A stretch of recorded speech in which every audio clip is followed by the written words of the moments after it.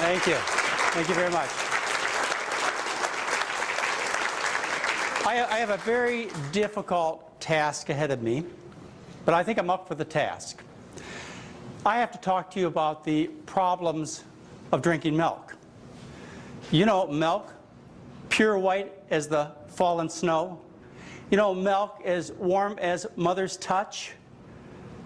You know, milk that you can grow a whole baby with. You can grow a whole baby with just milk alone. It's only food. So shouldn't milk be nature's most perfect food? And you know, the hardest part of my body is the bones made of calcium. And they tell me it's such a perfect food that I never outgrow my need for milk. So I've got a really tough task ahead of me, and to make it even harder, let me tell you, I have a whole bunch of cows that have been educating you for your entire life. These are cows like Lonnie Moo in Hawaii, Elsie the cow in the Midwest, and here on the West Coast, up in Sonoma County, we have Chloe the cow. They are so intelligent, such good teachers, that they have convinced people that cow's milk is ideal food. And without it, you may not grow and you may die. Certainly you'll get sick, and you wouldn't dare raise your children without cow's milk, would you? Well, the cow that we're talking about offers false promises and false information. And I'm going to try and straighten some of that out with you today. First of all, I want to be absolutely clear. I am not talking about human milk for human babies. Breast milk is the absolute ideal food for babies. And don't make this mistake of not feeding your baby human breast milk. If you do make that mistake and you decide that you're going to feed formula, as is often encouraged, sad to say, by some well-meaning nurses and doctors and hospitals, that's changing, fortunately, but still not enough women breastfeed. But if you happen to be discouraged in breastfeeding, or you know somebody who is, think about what they face in terms of potential problems. A breastfed child has 2 to 4 times less risk of crib death, SIDS. A bottle-fed baby has 60 times greater chance of developing pneumococcal pneumonia in the first 3 months of life. And in the first year of life, if you happen to be bottle-fed, you have 10 times the risk of hospitalization.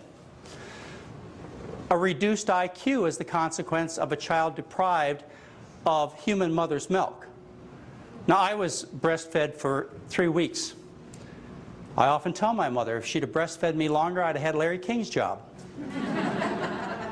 But I do the best I can. It interferes with behavior and speech problems you develop when you are bottle-fed. And then, if you happen to be a bottle-fed child, you develop a higher risk of childhood diseases, such as infections, asthma, eczema, type 1 diabetes, and cancers like lymphomas and leukemias. And it extends throughout life. There's an association of bottle-fed children with diseases as you become adults. For example, if you happen to be a bottle-fed as opposed to a breastfed child, you have a higher risk of heart disease, obesity, diabetes, multiple sclerosis, food allergies, ulcerative colitis, and Crohn's disease.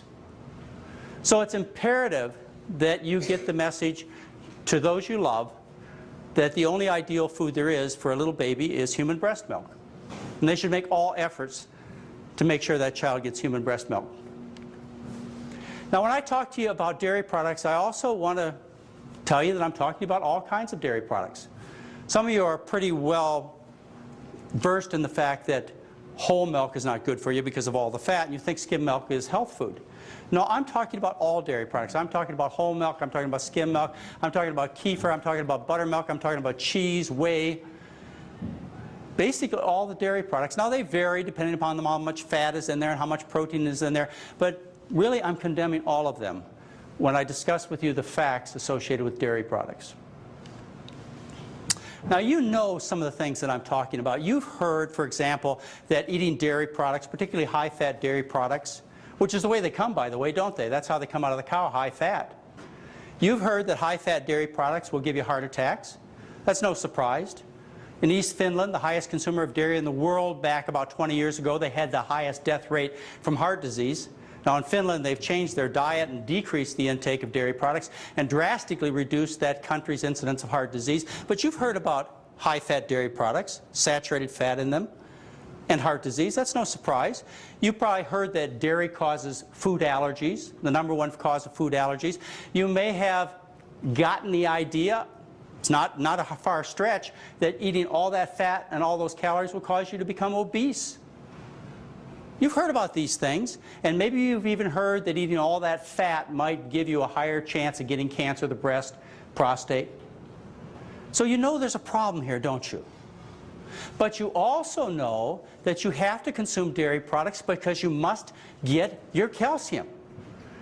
Now I want you to think about this for a minute. Does it make a lot of sense that we have to eat foods that make us sick in order to get a necessary nutrient? I mean, would we have evolved that way? Or if you believe, would we have been created by our divine creator to be in such a situation, such a paradox where to get a necessary nutrient, calcium, we'd have to risk heart disease, obesity, allergies, and maybe cancer? That should cause you to question the message from the dairy industry. And you also ought to question the message from the dairy industry because you see around the world there are populations of millions, actually billions of people who grow normal adult skeletons without having milk after they wean. So obviously it's possible. You've got billions of Asians, you've got hundreds of millions of people from Africa, people from the Middle East who do not drink milk products after they wean, and they grow normal adult skeletons. You also know by looking around the animal kingdom that animals grow normal, huge skeletons like elephants, hippopotamuses, giraffes, without consuming milk after a weaning period.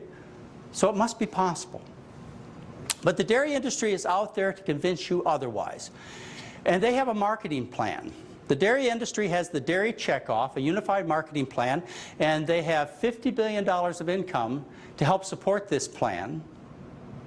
And the intention is to convince you that dairy products are good for you and your family. In fact, what their position statement is this: a major component of the marketing plan involves conducting and communicating results of dairy nutrition research showing the healthfulness of dairy products. Now notice what this says. This you will find on the internet under Dairy Checkoff, put out by Dairy Management Incorporated. They are telling you that their purpose is to design and carry out nutrition research that promotes dairy products. And they have $165 million to do that. They also have a statement there, this money, some of this money is going to be spent on issues and crisis management. I'm here to tell you, I am crisis management. Now, cow's milk is ideal to grow a baby cow. I mean, you grow a cow from 60 pounds when it's born, all the way up to around 600 pounds with cow's milk. Cows, when they eventually end up at full adult weight before they're slaughtered or sent off to be milked, are 1,000 to 1,500 pounds, but they're short. They're only 4.5 feet tall. And they look drastically different than people. And they are different. People and cows have different nutritional requirements. And this is where the problem comes in. It's really this basic. People are not cows, and cows are not people. You've heard the statement that no other animal drinks the milk of another species of animal. This is a very profound statement. It's said casually, but it has a lot of meaning to it. And it ought to cause you to pause when you think about the fact that you are dependent for good health and strong bones upon the milk of another species of animal. And the other statement you may have heard is that no animal drinks milk after it weans. Why would you require a food that's ideal for babies when you're an adult? It just doesn't seem to make any sense, does it? And so let's take a look at this in terms of actual numbers. Now, the easiest way to understand how different people and other animals are is to look at the breast milk of various animals. Nutritionists look at this. For example, scientists around the world these days consider the milk of a species of animal to be ideal food for that baby animal. Now, that isn't a great stretch to believe that, is it? Nature wouldn't make that kind of mistake. So, scientists start with the premise that human breast milk is ideal for human babies, and cow's milk is ideal for calves, and dog milk is ideal for baby dogs, and so on. If you take a look at the nutritional makeup of the milks of animals, you see they vary greatly. They vary particularly in the protein content of these milks. And protein is very important for growth. And the amount of protein you have in an animal's milk reflects how fast that animal grows. In other words, if you have an animal that grows rapidly, you have a high protein content. An animal that grows slowly, you have a low protein content in that animal's breast milk. And so let's look at some figures. For example, humans have 1.2 grams for 100 grams of milk. And the doubling time for a human, in other words, the time to double in size for a human being, is about 3 months. If you take a look at a horse, its protein content is double of that of a human. It's 2.4 grams per 100 grams, and it doubles in size in 60 days. If you take a look at a cow, its protein content is 3.3 grams, and it doubles in size in 47 days. Look at a dog. Its protein content is 7, and it doubles in size in 8 days. And how about a rat? The protein content of a rat's breast milk is about 11 times greater than a human breast milk, and a rat baby doubles in size in 4.5 days. So obviously the nutritional makeup of that milk is set to be ideal for that particular animal in its greatest time of growth. That's the time that all animals grow most, is when they're little babies. Why would your nutritional requirements be any greater when you're not growing at all, say as an adult? Take a look at some of the other nutritional differences between human milk and cow's milk. For example, human milk has about 1/4 the calcium as cow's milk, and phosphorus, and sodium, and potassium. The nutrient content of human milk is very small compared to that of cow's milk for a very obvious reason. You've got to put a lot of nutrients, a lot of protein into that baby cow to get it to grow so rapidly to adult size. Whereas a human being, it grows very slowly. To make an adult human takes about 17 years. So we don't require that high a nutrient content. As a matter of fact, it's unhealthy to provide excess nutrients to a developing baby, as we'll see. One warning to you. You may not get the message that it's unhealthy to feed humans cow's milk, but I guarantee you there's a humane society out there that'll get you if you feed cows human milk. Because it has 1/4 the protein a cow needs and 1/4 the calcium. And they wouldn't grow, and they might die. The dairy industry has a primary campaign out there to teach you that the way to have strong bones is to drink milk. As a matter of fact, they basically tell you if you don't drink milk, you're going to have weak bones, you're going to have fractures. They even have an advertisement of somebody's arms being pulled off because they didn't drink enough milk. What an exaggeration. But they certainly make the point very strongly, don't they? If that were true, if you required milk as an older child or as an adult to grow a normal healthy skeleton, there wouldn't be Asian people or African people or people in the United States that don't drink milk at all because they have allergies or just don't like it. So you know that statement's not true. And they have a campaign, it's called 3 a Day.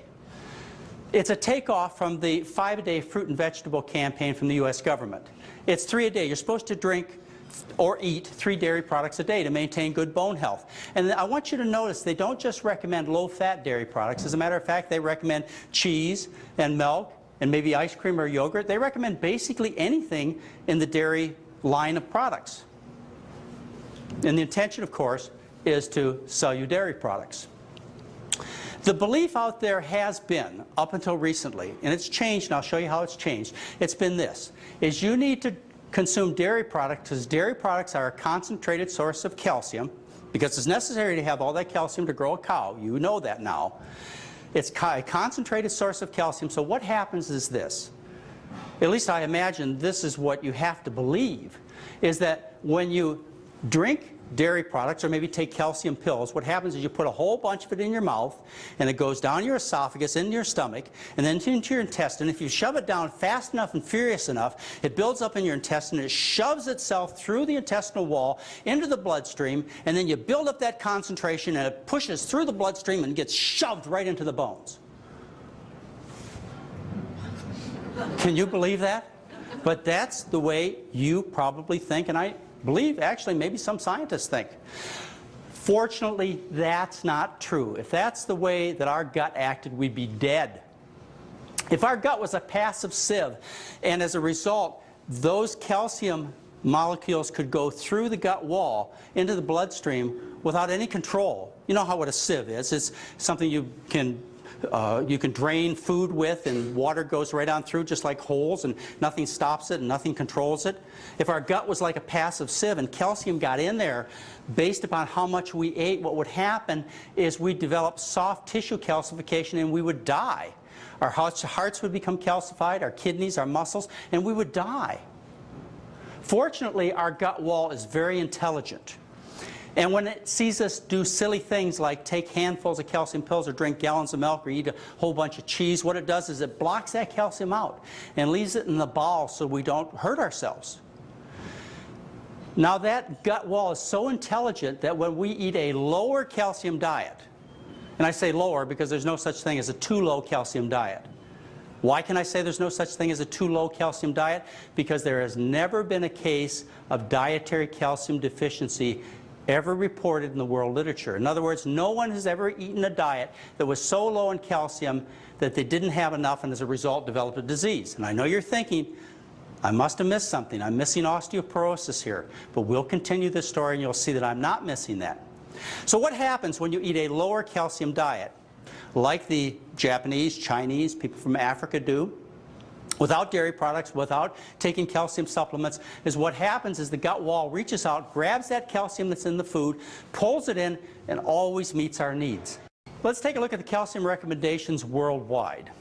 First of all, basic science says that you need about 150 to 200 milligrams of calcium a day. Even if you're pregnant or nursing a baby, you need about 150 to 200 milligrams of calcium a day. When you look around the world at various populations of people, what we find is that in underdeveloped countries, the people consume about 300 to 500 milligrams of calcium a day. The calcium intake for the average American is 500 to 600 milligrams a day. The World Health Organization recommends that people consume about 400 to 500 milligrams of calcium a day. Why do they recommend 400 to 500 milligrams of calcium a day? Because they look around the world and see that there are populations of millions of people who do not drink milk, do not take calcium supplements, who have normal adult skeletons, and their diet consists of 400 to 500 milligrams of calcium a day. They could come to no other conclusion. And then we have organizations that are heavily influenced by the money of the food industry that have exaggerated recommendations for calcium. They're like the United States Food and Nutrition Board and also the National Institutes of Health. They recommend somewhere between 1,000 and 1,500 milligrams of calcium a day. Now when you see these kinds of figures that I've shown you, what you must ask yourself is why the variation? Why tenfold? Why between 150 and 1,500 milligrams of calcium a day? Can't anybody get it right? Well, the reason there's such a variation is because there's a difference between intention on giving you these particular recommendations. One has to do with really meeting your needs, which is the 150 milligrams, and the other has to do with selling you products, which is 1,500 milligrams.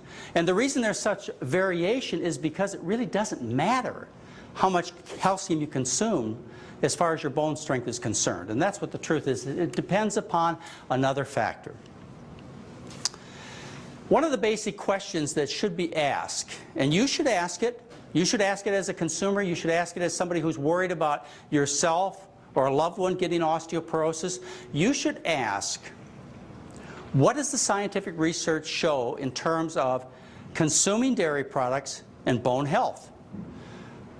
Well, that question was asked and answered in a publication in the American Journal of Clinical Nutrition in September of 2000.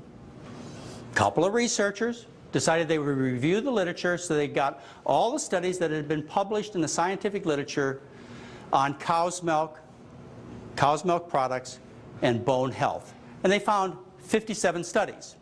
Now they looked at these studies carefully and they determined that 21 of them were worthy of including in their evaluation. They had good scientific method. And of those 21 studies, what they found is 57% showed no significant benefit from consuming dairy products on bone health. In other words, the majority. And they showed, 29% showed favorable results, but 14% actually showed consuming dairy products hurt the bones. And that's what the research paper shows. Now, one of the things that you don't know, but I know because I read these papers very carefully, almost every one of these studies was paid for by the dairy industry, and yet the majority of them show that cow's milk does not improve bone health. Every consumer should know this. Now, there's a kind of study that doctors really respect. It's called a randomized controlled trial. And those are the kind of studies that really count. Now, randomized controlled trial means this. You try and make two groups that are very similar, in other words, randomized. And then you control one factor that you change. What you do is you get a control group, and you get another group that's essentially the same, and you just change one thing. Like in this case, you feed them cow's milk, and they become the experimental group. So you compare the control group and the experimental group, and there have been 7 randomized controlled trials on the effect of cow's milk on bone health. You should know that 6 of those trials, if you look in the paper itself, it says 6 of those trials were supported financially by the dairy industry. You should also know that only 1 trial looked at postmenopausal women consuming fluid cow's milk. In other words, only 1 trial really tested what we're concerned about, and that is, does fluid cow's milk, I'm not talking about calcium pills or cow milk pills or some other concoction they put together, but does drinking milk like is recommended by the dairy industry improve the bone strength and reduce the risk of fractures related to osteoporosis in women who are postmenopausal? 1 trial, that's it. And I bet you'd like to know what that trial says. That trial was published in 1985, the American Journal of Clinical Nutrition by Ricker and Haney. That trial showed that the bone strength was actually hurt by consuming dairy products. So they fed them 3 8-ounces of skim milk a day for a year to supplement their calcium intake. And when they got done studying these women, they found out that they were consuming over 1,400 milligrams of calcium a day, those in the experimental group. And yet they also found that these women were still in negative calcium balance. In other words, they lost more calcium through their urine and feces than they absorbed into their body. That's what the one study that looks at postmenopausal women consuming fluid milk shows. Look at what happens when you change from whole milk to skim milk. When you change from whole milk to skim milk is actually 50% fat. You may not realize this. You may think whole milk because you see it in the store. You see on the carton it says 3.5% fat. You may say, well, that's really low fat. That's not true. They may advertise it as 3.5% fat, but what that means is that if you weigh the milk, which is mostly water, then 3.5% of the weight comes from fat. Well, you don't eat food based on weight, do you? You don't eat a 5-pound diet. You eat a 2,000 calorie diet. So if you look in terms of calories, which has to be the common denominator, what you find is of the calories that are present in whole milk, half of them are fat. All right, so all that fat's not so good for you. It makes you fat, increases your risk of heart disease, maybe cancers. So what they do is they take the fat out. When they take the fat out, they make low-fat milk, which is advertised as 2% fat. But really, that's 31% fat based on calories, which is what we're really counting here. And when you take all the fat out, now you have skim milk. But look at what happens when you take the fat out of the milk. When you take the fat out of the milk, you increase the relative concentrations of protein and also the milk sugar lactose. And this is where you get into some of the problems with the dairy products, is the protein content. You increase the protein content of the milk from 21% to 41% when you go from whole milk to skim milk. So we're feeding a high protein supplement to these postmenopausal women. All right, the study results. Published in the American Journal of Clinical Nutrition, 1985 by Ricker and Haney. They, by the way, are employees of the dairy industry. The research is funded by the dairy industry, and yet this is what they said. The protein content of the milk supplement may have a negative effect on calcium balance, possibly through an increase in kidney losses of calcium or through a direct effect on bone resorption. Now I want you to note these words that are in the study. They recognize, back in 1985, researchers paid for it by the dairy industry, recognize the fact that protein has a detrimental effect on calcium balance and the bones. Now, this is important for our further conversation.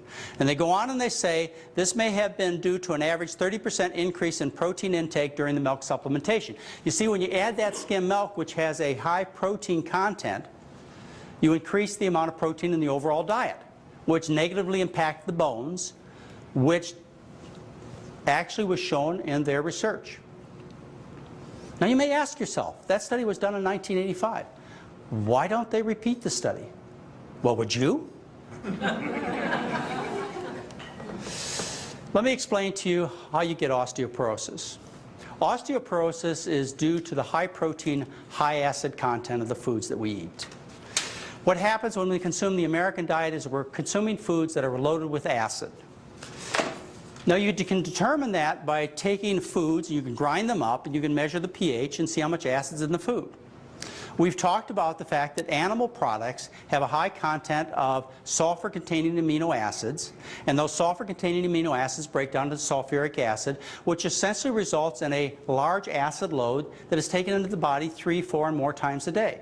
The foods that are acid in the diet are cheeses, as a matter of fact, hard cheeses. As a matter of fact, Parmesan cheese is the most acidic food people commonly consume. Eggs, meat, fish, shellfish, poultry products, very high acid content. Your alkaline, in other words, base material that you get in your diet, comes from fruits and vegetables. Your body is slightly alkaline. It has a pH just a little bit above 7. The body must maintain its pH very carefully, and the reason is because all the chemical reactions in the body depend upon having a precise pH balance.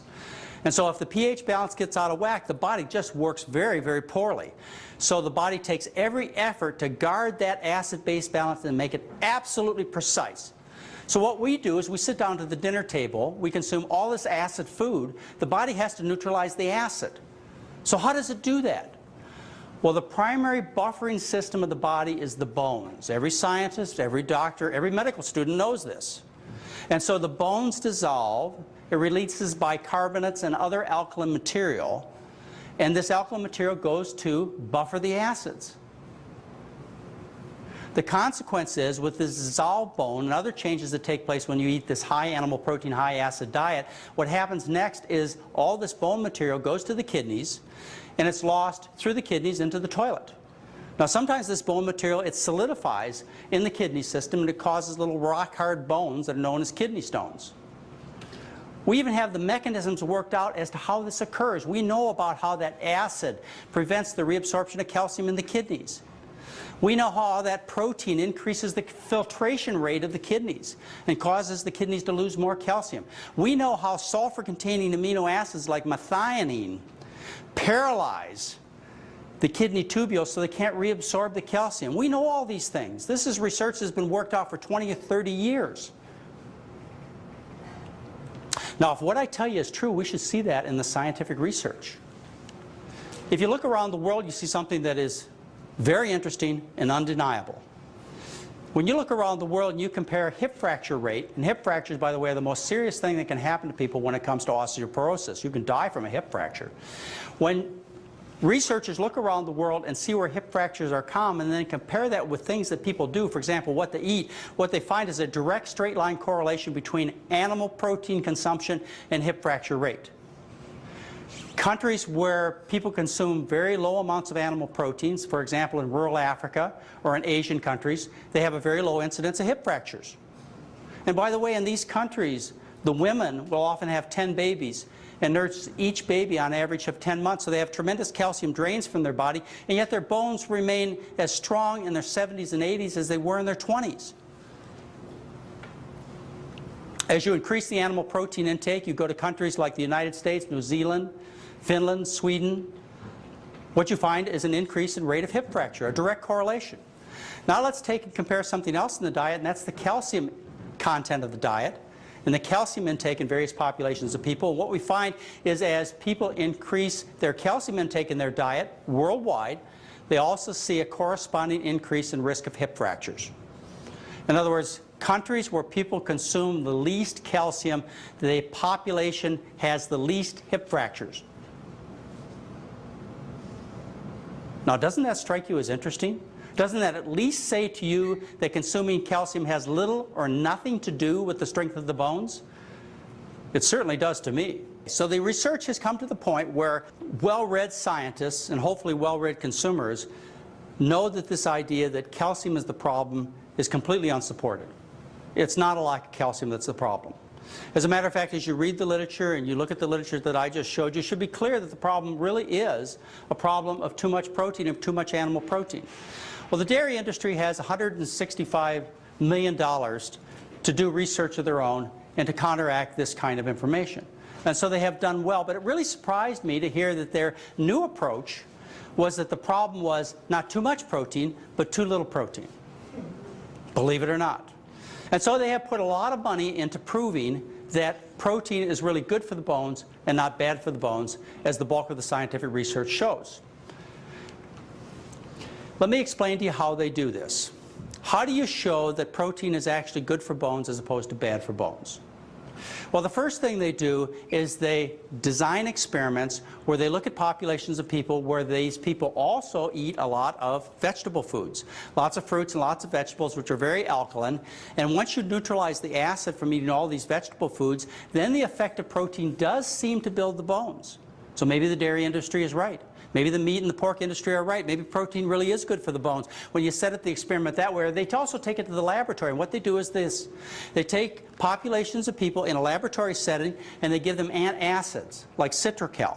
And they neutralize the acid from their diet. And then they find as they increase the amount of protein in the diet, under these manipulated experiments, as they increase the amount of protein in the diet, they find that these people have characteristics of stronger, healthier bones.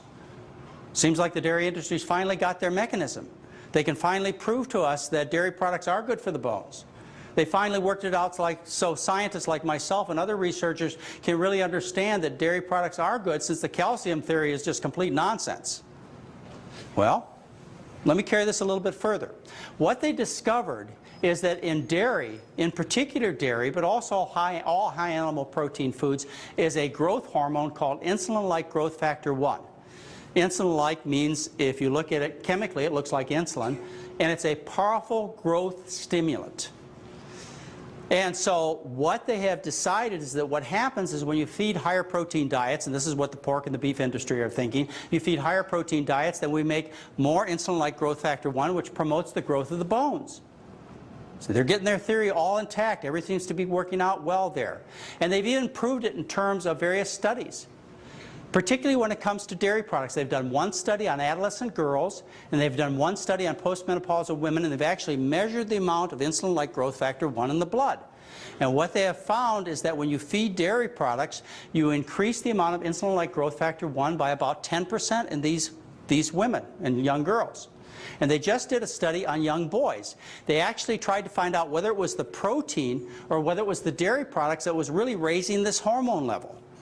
And so they took comparable amounts of protein, either as meat, low-fat meat, or as dairy products. And what they found is the dairy products increased the amount of insulin-like growth factor by about 19% in these young boys.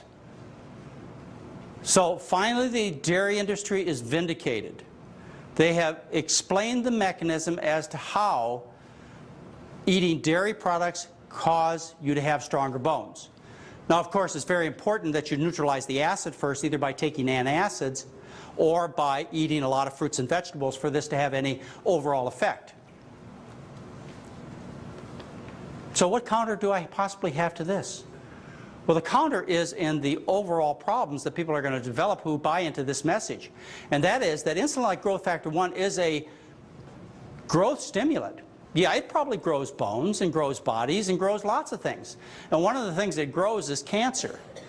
In fact, one of the strongest promoters of cancer that researchers are studying these days is insulin-like growth factor 1. They found it to promote breast cancer, prostate cancer, lung cancer, colon cancer. There's just a whole pile of evidence associating dairy product intake with prostate cancer. And this is one of the mechanisms that has been looked at in terms of why men who consume more dairy products have much more prostate cancer. You see, what happens is insulin-like growth factor 1 stimulates growth. It causes cells to proliferate, which you don't want your cancer cells to do. And it prevents cells from dying, which you don't want your cancer cells to do. So it may be true on one hand that they have found a way to stimulate bone growth and found the mechanism, and they may convince you, but you need the whole story. It's certainly something you do not want to take advantage of. Let me explain another way that all of this milk may promote bone growth. You know that consuming female hormones, in particular estrogen, makes the bone strong. You've been educated on this by the pharmaceutical industry for 40 years. Take hormones. After you go through menopause, you'll have stronger bones. Well, how can you get extra hormones? From what you eat. Well, dairy products, it's estimated, provide 60 to 70% of the estrogen that comes to people through food. And one of the interesting ways that this estrogen gets in people through dairy products has to do with the farming practices that occur today. It used to be when you had a dairy cow on the farm, you got a quart of milk a day. It used to be when you had a cow on the farm and the cow got pregnant, you let the cow have a break. And you let her go through her pregnancy without being milked every day. That's the way it used to be. But with modern farming practices, that's not the way it is. They'll get 24 quarts of milk out of a cow a day, and they milk that cow through the whole pregnancy.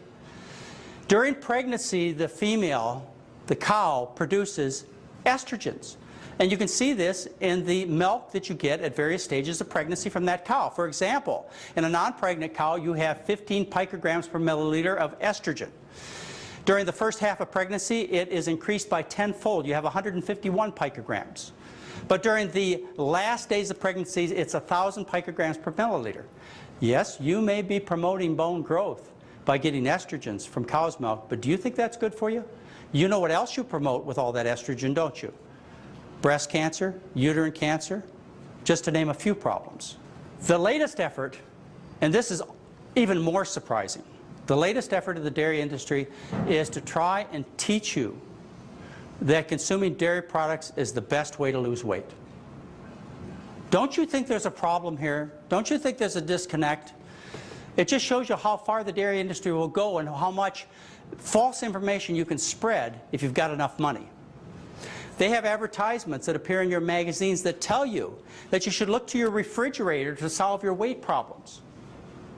Now, the researchers who publish the research are in the pockets of the dairy industry. They pay for this research. That should give you one clue that there's a slight bias here. There's a man I'd like you to introduce you to. His name is Greg Miller. Greg Miller is the Senior Vice President of Nutrition Research of the National Dairy Council.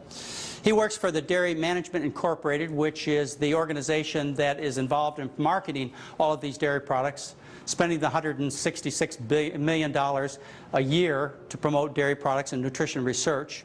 He's a PhD in nutrition. This is no lightweight researcher.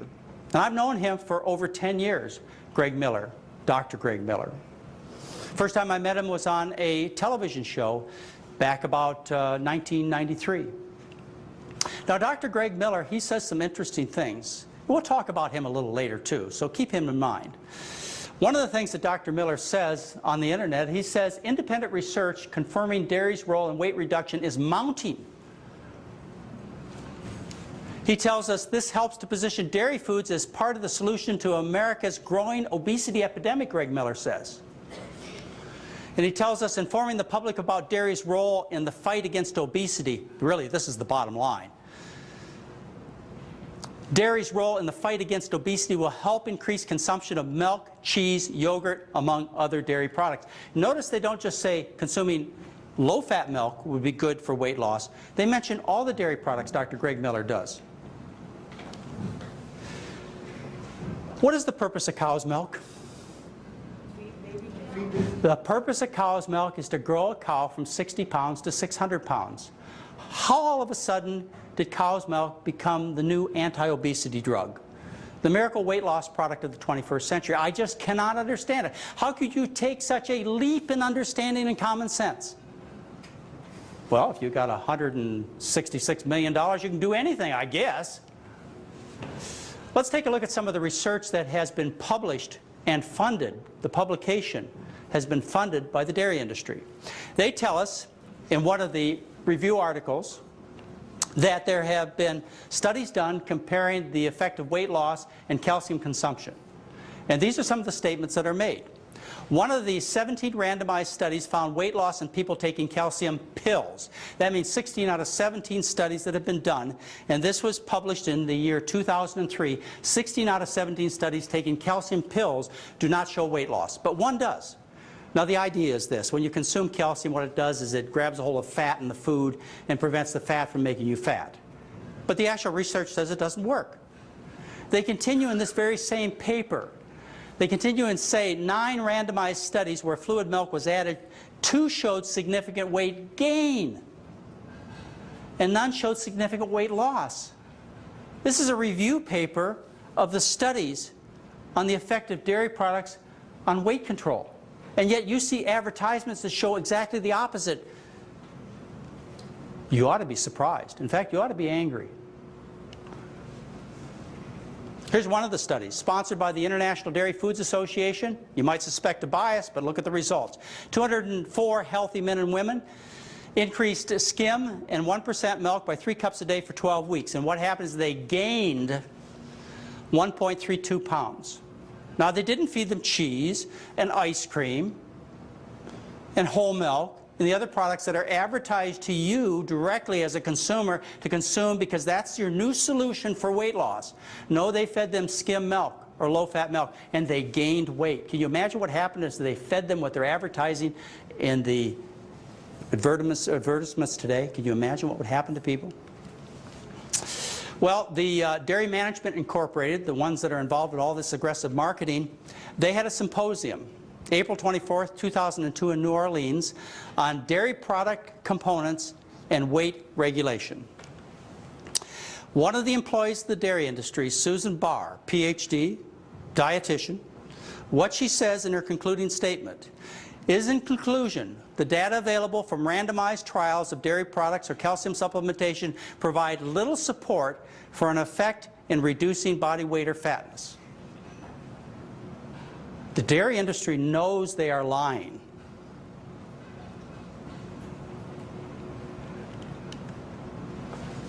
Everything you once believed about nutrition is now false.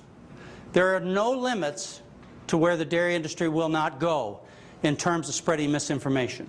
The dairy industry has teamed up with the National Medical Association to write articles about this statement, by the way, you can find on the internet, to write about the role of dairy in helping reduce the risk of heart disease, hypertension, and other serious health issues. Can you believe this? I mean, you always thought eating all those high-fat, high-cholesterol dairy products would give you a heart attack. But now the dairy industry is telling you that's not the case. And they have credibility. They have teamed up with the National Medical Association. Would you like to know who the National Medical Association is? I wanted to know. The National Medical Association promotes the collective interests of physicians and patients of African descent. Now, what do African Americans have in common in terms of health and dairy products? Lactose intolerance. They get diarrhea, stomach cramps, and gas. 90% of them are lactose intolerant. How in the world does the dairy industry, who promotes a product that makes African Americans sick, gets teamed up with the National Medical Association? How does that happen? They lose weight. I won't even offer the answer for you, but it comes in the form of $166 million, at least in part. High blood pressure. Here's a review article paid for by the dairy industry where they looked at the studies on high blood pressure. They tell you the way to reduce your blood pressure is to eat more dairy products. So these researchers, funded by the dairy industry, they looked at the studies. 67 studies were found. 47 were worth really looking at because they had decent data. The decrease in blood pressure was found to be about 1/1 millimeter of mercury. Do you know that in our program, in about 72 hours with people who have definite high blood pressure, we drop their blood pressure 23/14 millimeters of mercury in about 3 days, and we get almost every one of them off medication. And the dairy industry is bragging about a 1/1 millimeter drop in blood pressure. Certainly in their advertisements, the message comes across a lot different than what the scientific research really shows. So the dairy industry is spending $166 million annually to give you false information. They're telling you things that you may have believed up to this day, but the scientific research does not support. They're telling you that dairy products are proper for human nutrition. You know that cannot be true. These products are designed for cows, and you are not a cow. They tell you it's necessary to have calcium, and you know that's not true. You look around the world and people have strong, healthy bones, and they do not consume dairy products. They tell you these dairy products are necessary to prevent osteoporosis. Well, if that was true, we wouldn't have Asians or Africans in this country, at least no elderly ones. And it's an effective weight loss program. I guess they're just trying to see how far they can go, to see if there's really any limits where consumers will stand up, and maybe even a government agency will stand up and say, you can't do this anymore. I don't think they've reached the limits. I don't know what they'll say next, but I won't be surprised based on what they've said in the past. But what you need to know is that dairy products are a serious health hazard.